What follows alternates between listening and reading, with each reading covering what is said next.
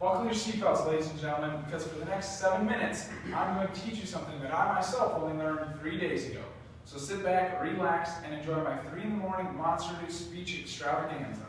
This year, I was approached by a fellow student named Charles Menke. The reason he approached me was to ask if I would be interested in being part of his Dungeons & Dragons groups that he hosted. Initially, I thought, isn't that like super nerdy? However, I looked at the group of other people he had asked and thought to myself, this could actually be very fun. We were making all the proper preparations when one of the people in the group, named Dane, mentioned the game in a regular conversation to the teacher. The teacher, Mrs. Lemke, curiously asked if we were playing Dungeons & Dragons. We responded yes, because we had absolutely nothing to hide. She fiercely responded, asking if we knew that it was a satanic game. I was stunned because I had no idea it was anything but pure fun, and I felt she didn't really know what she was talking about and was questioning our character. So I decided to put in the research, and what I found was that she was actually partially correct. I realized that there were symbols of the occult, but what I will convince you of is that it is just a game, and with the correct preparation, it is as harmless as Harry Potter. The biggest issue with the game is the claim that players have difficulty separating fantasy from reality. That being said, the problem with any fantasy game is that players cannot separate fantasy from reality. The problem with Dungeons & Dragons specifically is that when people take it too far and take it too seriously, the game is more intense than, say, Monopoly. For example, if someone were to take Monopoly too serious, he may spend ridiculous amounts of money hoping to eventually make a profit.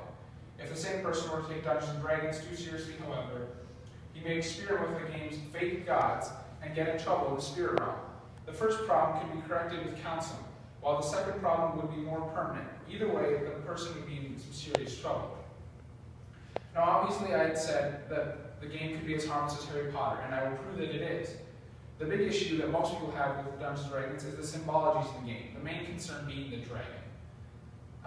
This concerns people because the dragon has a group of people who worship him in the game and has symbolized the devil for a very long time. However, it should be known that the game does not intend for you to join the people who worship the dragon, but to expel them, and it gives you choices on how to do that. Also, the game allows you to slay the dragon, just like in fairy tales. If you can slay the dragon, which Christians see as the devil, is that not a positive message? The other main issue that people have is the cleric or priest character you can play as. Christians have a problem with this character being an option because they feel that it belittles or misrepresents the priests and pastors of Christianity who are not violent at all. I would argue that because the priests in the game are violent and are a warrior class, they are nothing like the priests of Christianity, so they can't misrepresent them. That being said, the game defines the cleric class as the cleric is a generic priest of any myth who tends to the needs of a community. He is both protector and healer. When evil threatens, the cleric is well suited to seek it out on its own ground and destroy it. The problem that Christians have with this definition is that it is written by non-theists and claims that religions are simply myths. However, with this logic, if the creators of the game believe that religion is a myth, how can any dark religion in the game be seen as anything except a plot point?